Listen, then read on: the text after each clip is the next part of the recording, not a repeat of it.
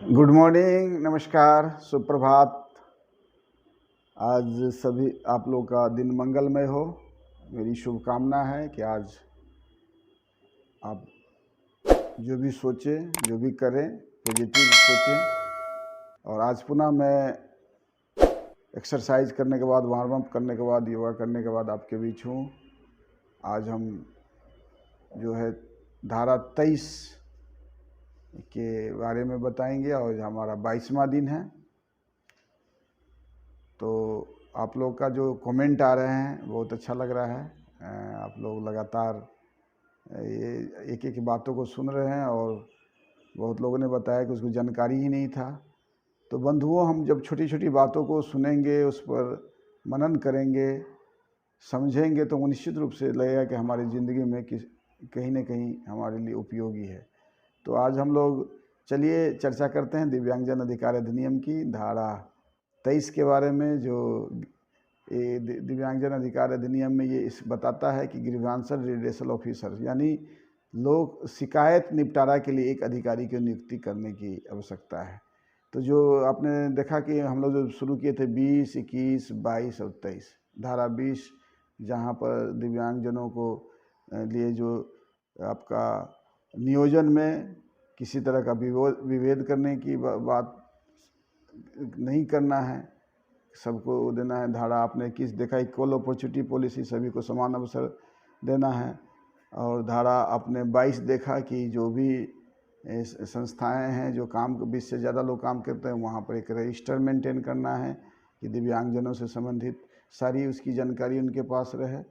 और धारा 23 से एक ऑफिसर्स की नियुक्ति करना है जो दिव्यांगजनों की शिकायतों का निपटारा कर सके। तो ये बहुत महत्वपूर्ण है, धारा 20, 21, 22 और 23। तो सारे धाराएं जो हैं दिव्यांगजनों को नियोजन से संबंधित है, उनको कहीं ना कहीं काम करने से संबंधित, कहीं ना कहीं उसको व्यावसायिक प्रशिक्षण से संबंधित, कहीं ना व्यावसायिक प्लेसमेंट से संबंधित है। तो ये बहुत महत्वपूर्ण है। तो धारा 23 में हम जहाँ भी 20 व्यक्ति से ज़्यादा लोग काम करते हैं, या सरकारी हो या गैर सरकारी हो या कोई संस्थाएं हो या कोई ठेकेदारी हो, कुछ भी ऐसा जो हो जो जहाँ पर संगठित तौर पर कहीं आप काम करवा रहे हैं, आप कहीं से तो आपको तो निबंधन भी लेना है। धारा 21 के अंतर्गत मैंने बताया था, धारा 20 के अंतर्गत बताया था कि आपको कोई डिस्क्रिमिनेशन नहीं करना है उसके नियोजन में।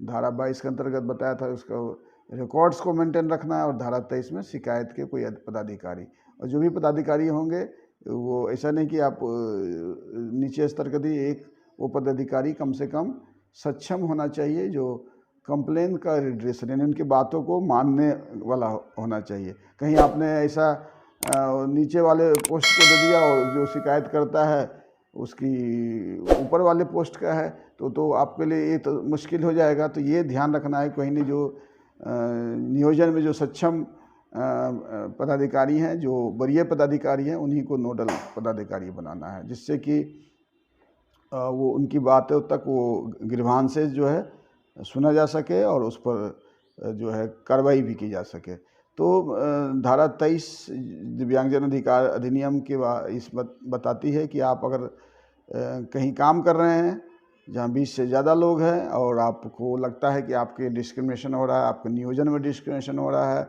या आपको इक्वल अपॉर्चुनिटी जो है डिस्क्रिमिनेशन हो रहा है, या आपको रिकॉर्ड को मेंटेन नहीं किया जा रहा है, या आपको ट्रांसफ़र पोस्टिंग आपके आसपास होना है उसके बारे में जानकारी, या कहीं आपको चुनाव में लगा दिया जाता है और आपको जबकि नियम है दिव्यांगजन अधिकार अधिनियम के नियम को फॉलो करना है। तो इसके अलावा आपको जो है कोई समय सीमा है, आपको समय सीमा के हिसाब से दिव्यांगजन अधिकार अधिनियम में जो आपको दिएगी सुविधा उसके बारे में है, या कोई आपको जो वहाँ पर काम कर रहे हैं तो आपके अनुकूल है कि नहीं, सुगम है कि नहीं, या वहाँ पर जो कर्मचारी हैं वो आपके साथ कहीं किसी तरह का डिस्क्रिमिनेशन तो नहीं कर रहे हैं, जो वहाँ पर टॉयलेट्स हैं या जो बेसिक फैसिलिटीज़ है, मिनिमम बेसिक फैसिलिटीज़, वो दिव्यांगजनों के लिए है कि नहीं, या आपको जो बाकी सुविधा देती है जैसे कंपनी या सरकार के लोग देते हैं, जैसे कि आपको क्वार्टर्स हैं तो क्वार्टर्स में प्राथमिकता दिया गया है कि नहीं, आपको मेडिसिन वगैरह का जो सुविधा या इंश्योरेंस की सुविधा, हेल्थ केयर की सुविधा जो है वो आपको दिया गया है कि नहीं। तो ये आपके कहीं कहीं जो है बाल बच्चे को पढ़ने के लिए विद्यालयों में विशेष छूट की व्यवस्था की जाती है। यानी तमाम वो सुविधा जो एक कंपनी या संस्थाएं या सरकारी के लोग वो किसी सामान्य लोग को देते हैं, वो आपको प्राथमिकता के आधार पर देना, यानी आपको वरीयता के आधार अगर कहीं है तो पहले जो है आपको मिलना चाहिए। मान लीजिए कहीं क्वार्टर है, 10 क्वार्टर है और लोगों की ज़रूरत है 20 लोग आ गए हैं, तो ये देखना है कि उसमें दिव्यांगजनों को प्राथमिकता प्रायोरिटी पर दिया जा रहा है कि नहीं। तो आए दिन हमारे पास काफ़ी इस तरह के कंप्लेंट्स आते हैं और सरकार के लोग कंप्लेन करते हैं कि उनको ये सुविधा मिल गया, हमको नहीं मिला।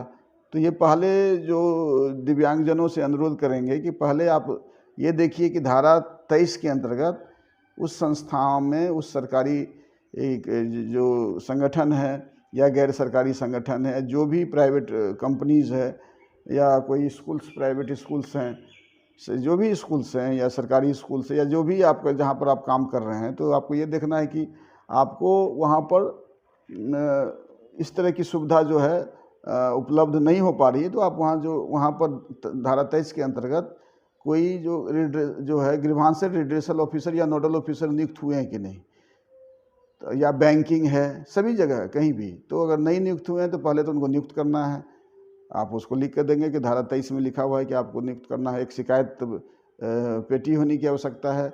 गुप्त शिकायत करने के भी मेल के माध्यम से होना चाहिए कि कहीं ये नहीं डायरेक्ट उन पर कोई अगर शिकायत करता है तो उन पर कोई कार्रवाई किया जाए। यानी सारी वो शिकायतें के जो ग्रीवांस रिड्रेसल की जो प्रक्रिया है वो सारी अपनाने की आवश्यकता है। समय समय पर उस पर उन्होंने शिकायतों पर क्या निपटारा किया, इसके भी पब्लिक डोमेन में वेबसाइट पर या सूचना पट पर डालने की आवश्यकता है कि ये ग्रीवांसेज आया और इस ग्रीवांसेज को हमने दोनों को पूछा और इसको उस पर क्या उनका डिसीजन हुआ। अगर जो दिव्यांगजन है वहाँ के जो ग्रीवांसेज रिड्रेसल ऑफिसर से, शिकायत निवारण पदाधिकारी से अगर वो खुश नहीं है तो वो अपने ज़िला में एडिशनल जो कमिश्नर डिसेबिलिटी होते हैं, हमारे जिलाधिकारी होते हैं, या हमारे जो स्टेट कमिश्नर डिसेबिलिटी ऑफिस होते हैं वहाँ पर आप शिकायत कर सकते हैं।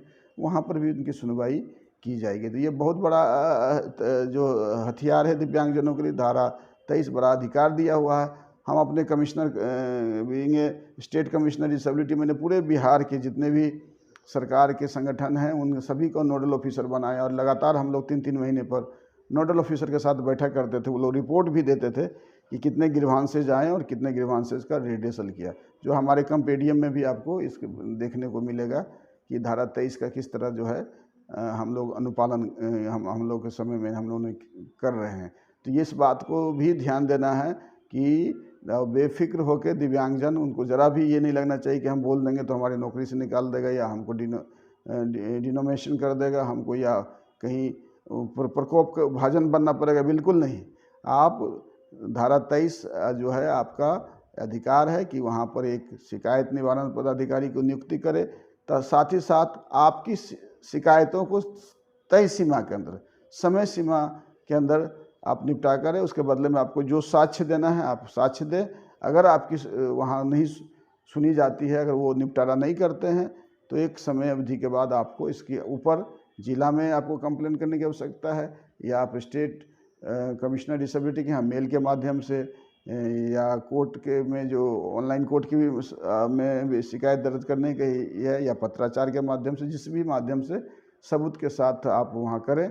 निश्चित रूप से हमारे समय में सैकड़ों ऐसे कंप्लेंट्स का हम लोगों ने रिड्रेसल किया है और दिव्यांगजनों को लाभ मिला है। तो उम्मीद करते हैं धारा 23 के बारे में आपको जानकारी हो गई है, और पुनः हम कल मिलते हैं एक नए धारा के साथ। तब तक के लिए आपसे विदा लेते हैं। नमस्कार।